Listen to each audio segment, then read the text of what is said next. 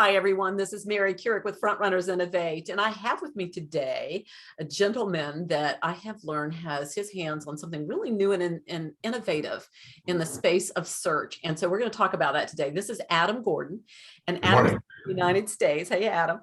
And he's CEO of Plumb.one, and it's an independent private search. And private by mean, it's private to you, not to everybody. Meaning it's, it's not exclusive and you're not going to be able to get access to it. But from the standpoint of your search and your data and all that, you don't have to have concerns about that.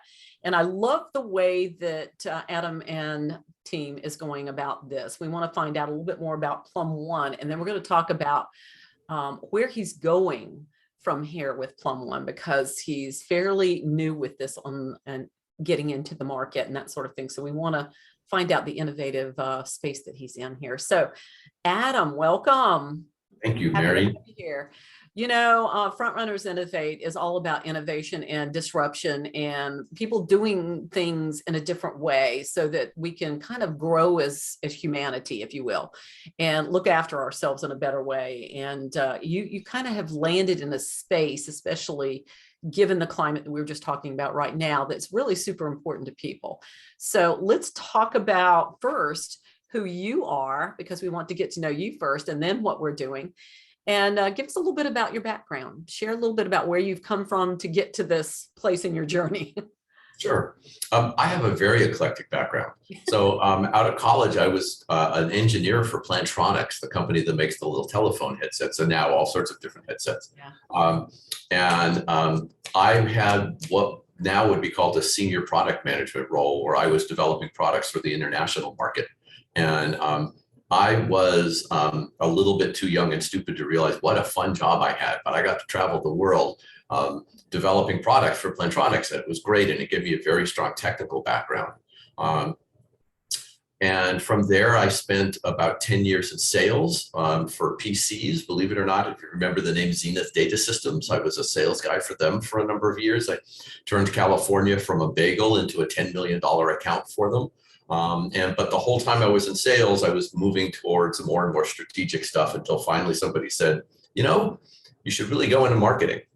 So I went into marketing, and it turned out that I have a talent for storytelling and for writing, which obviously in marketing turns out to be a very powerful and good tool. Storytelling has gotten much more popular in the past decade or so, 10 years, 5 years. And then a few years ago, I was at a point where I was looking for a new challenge. And I have a friend who developed an index of the internet, an independent index of the internet. And for people who know search, you know that that's what a search engine is based on. And we were talking about ways to monetize that, and search came up. We started talking about that. I did some research. We had some more conversations. And at one point he said, you should talk to my friend Steve, because he runs a search engine and he's starting to talk a lot like you. Steve is now my co-founder. Of course he is. Of course he is. So he's a very technical guy, very smart, brilliant at what he does, but doesn't want to be the face of the company. I have a marketing background as an executive. I was willing to step in as the CEO of the company. So I don't know if I'm the one to take it to $100 million, but I'm certainly the one to take it the next couple of steps. And so I've taken this on as the next challenge in my life, and it's the most exciting and terrifying thing I've ever done. Spoken like a true entrepreneur and a founder. So let's talk about, I want to ask you to do something that seems kind of an odd thing, but I want to ask you to define what you mean by independent search. I want you to kind of lay that out for everybody so people get a really clear picture of what it is that you guys are doing. So, independent search means a couple of things. One is that our customers, and I like the term customers, not users, because only drug dealers have users. Our customers stay independent from us. We don't absorb any customer data. Then that's not 1,000% true. We absorb a little bit of customer data, but none of it that is identifiable back to the customer. No, what's called PII, personally identifiable information. Yeah. We do capture some data, just enough to allow us to make Plumb a better product.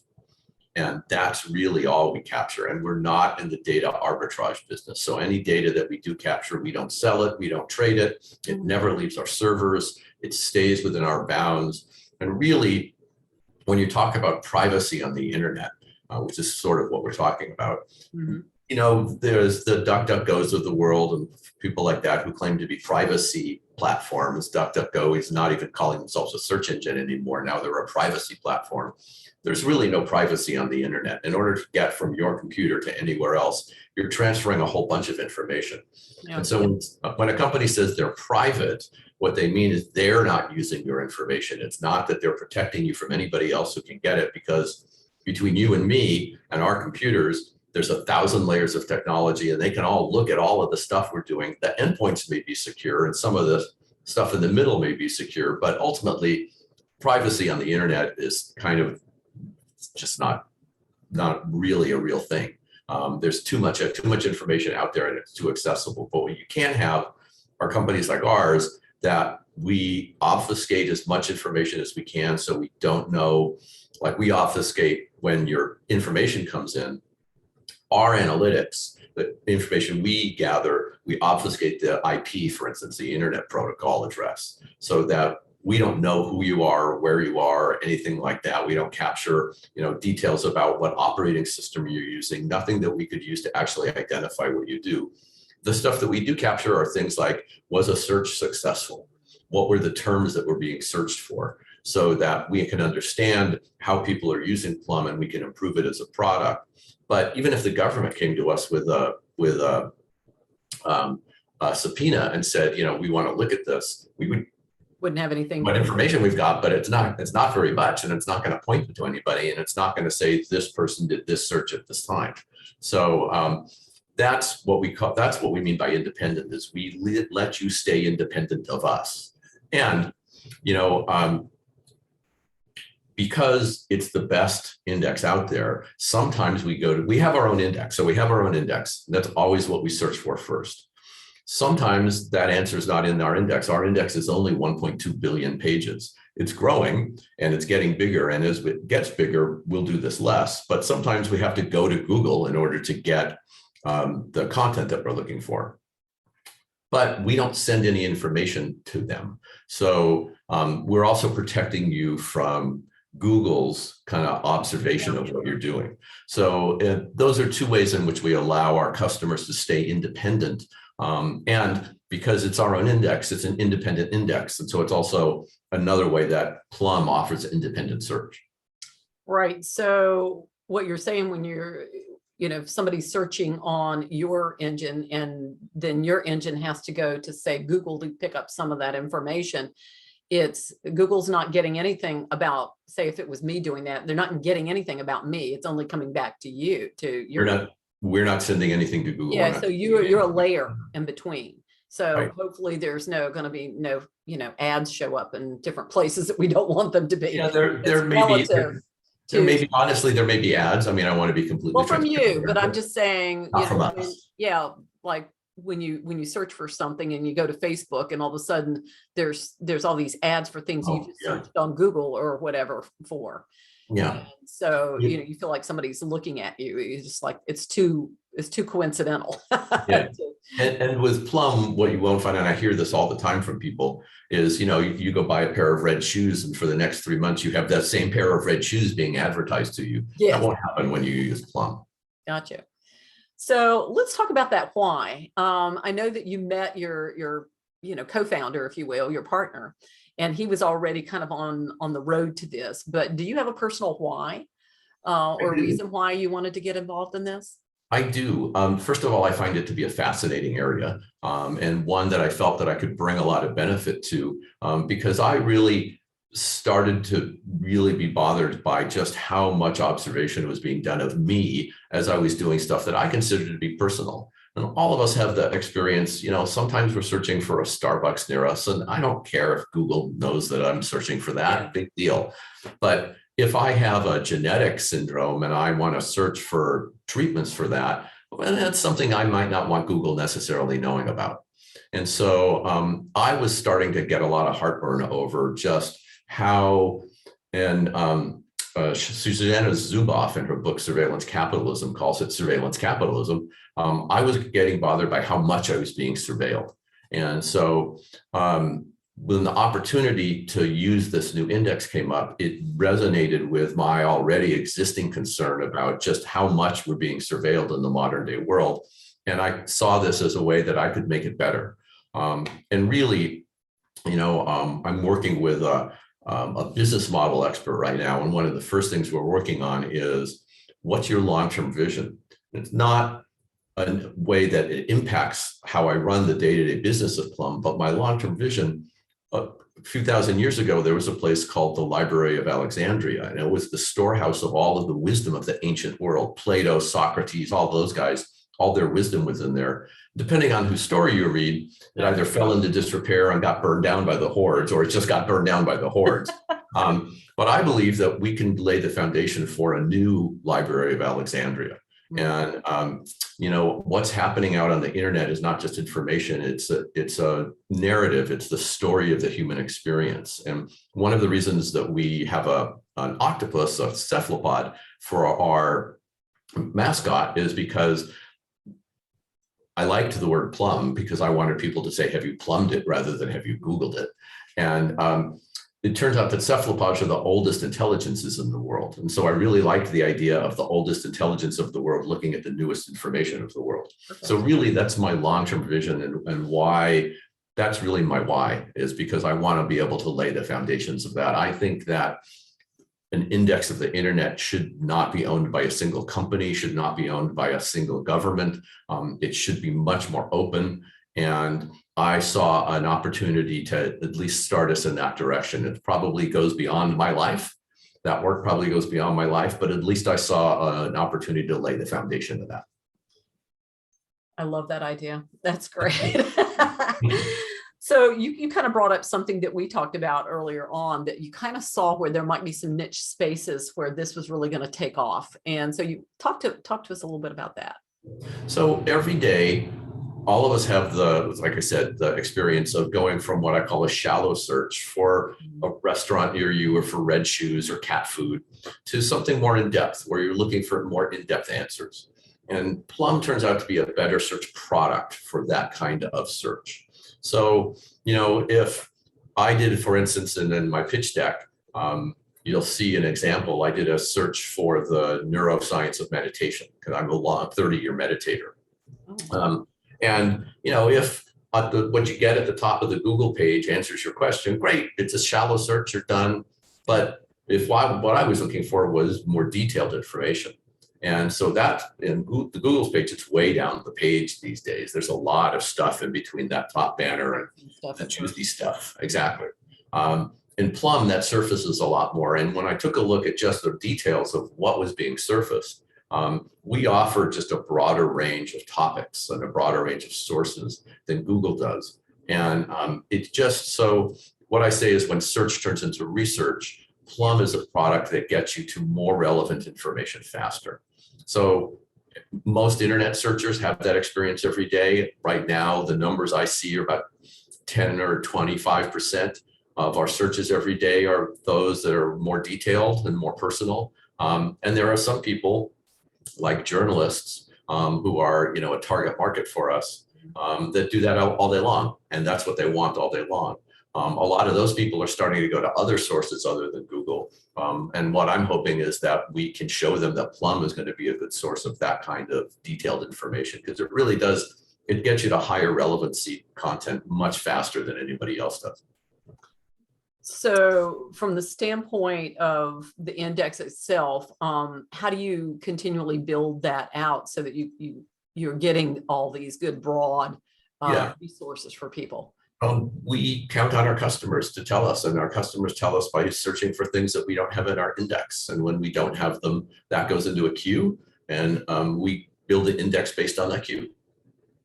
That's fantastic. I can see relevancy as you move on with research that be necessary to help solve some of the world's problems in these third world countries from the standpoint of research about best practices in other places, think tank information and archives and all kinds of cool things. Mhm. It really, I could see that kind of information moving around Yeah. really, really well. Yeah. And a lot of it is available. I'm sorry, go on. No, go ahead. I said, we're going to talk about that later too, because I have some ideas on that, but go ahead. And a lot of it is available.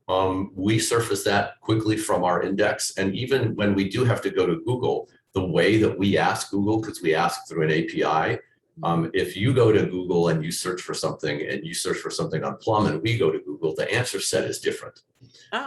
There's a number of reasons for that. But the bottom line is it still gives you a more in-depth set of answers, even when we're pulling from the Google index. And that's just a process of how we're asking the question and the kind of interface we're doing with Google.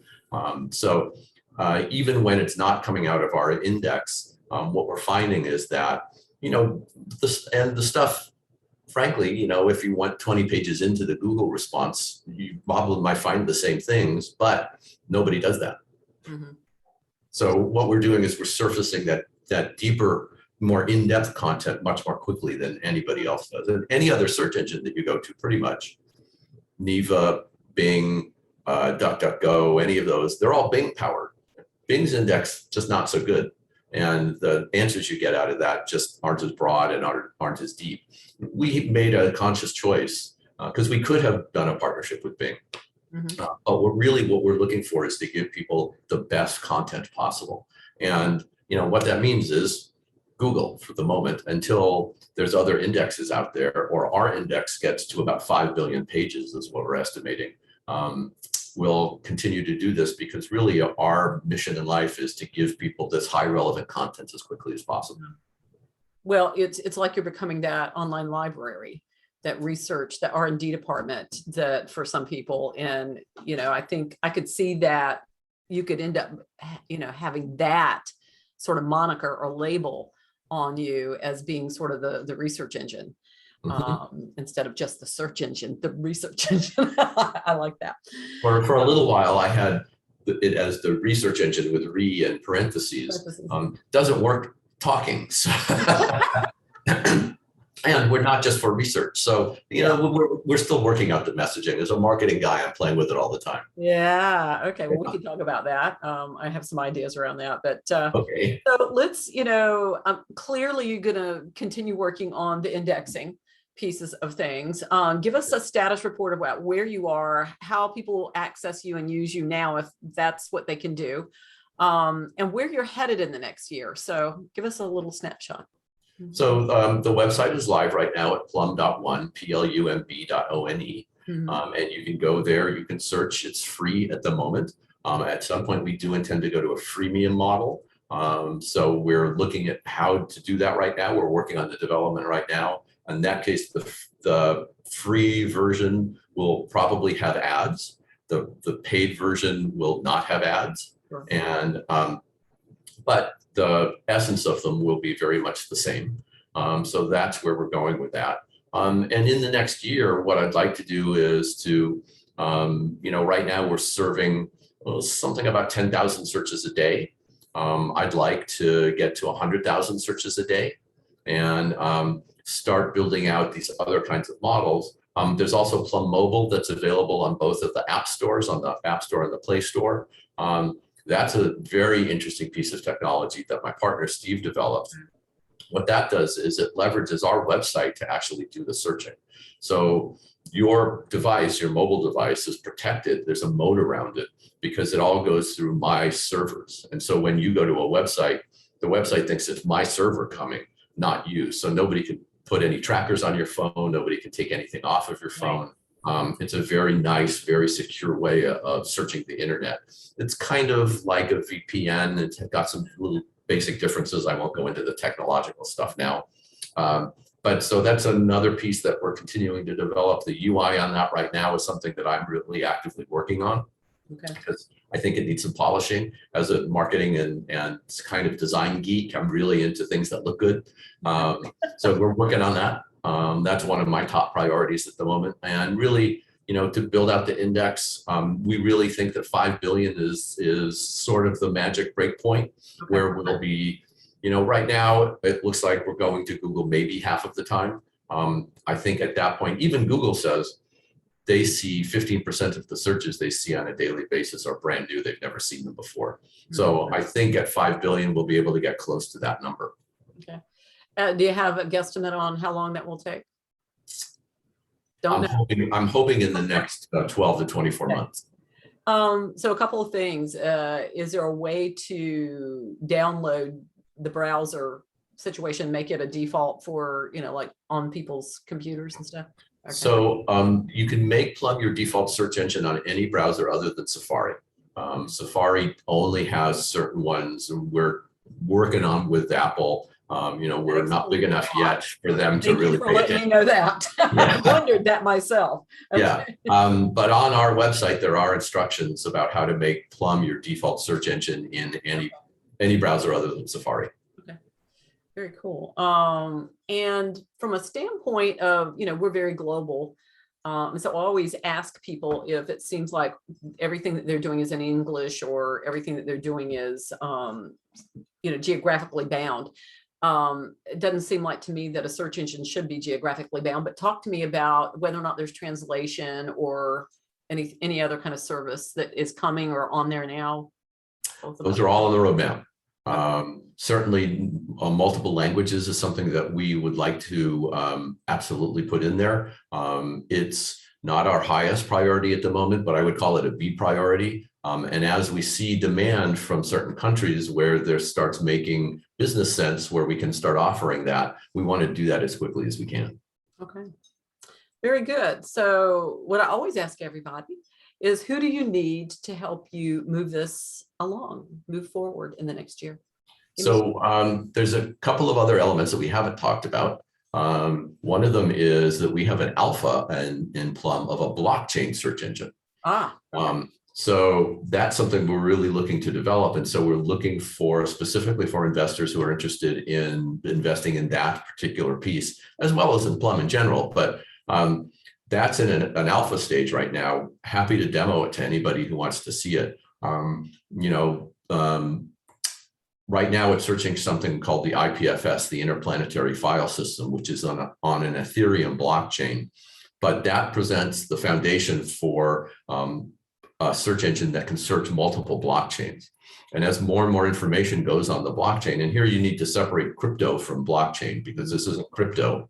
Yeah. Not dealing in cryptocurrency, but blockchain. There's an organization called Unstoppable Domains that's selling blockchain URLs.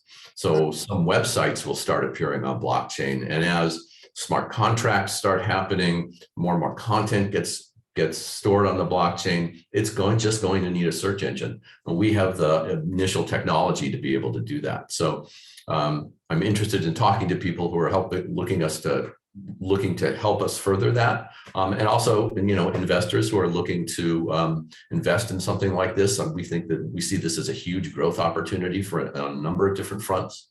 And then organizations that are interested in using this for more of their research kinds of things I think that our initial sweet spot as far as target markets are journalists, corporate librarians, scientists. These are people who may not be searching the deeper web where it's behind paywalls and there's academic papers and things like that, but they're still looking for a broader set of information than is easy to find out there. So those are the kinds of people, especially, that I'm looking to talk to, partner with, do business with. As you're talking, I can see policymakers and people in the legislative end of things who are constantly researching things to be able to create, their white papers around policies and that sort of thing. Yeah, and honestly, people on either side of the political spectrum that feel like either their voices aren't being heard or they can't find what they're looking for, Plumb is a good answer for those. Yeah.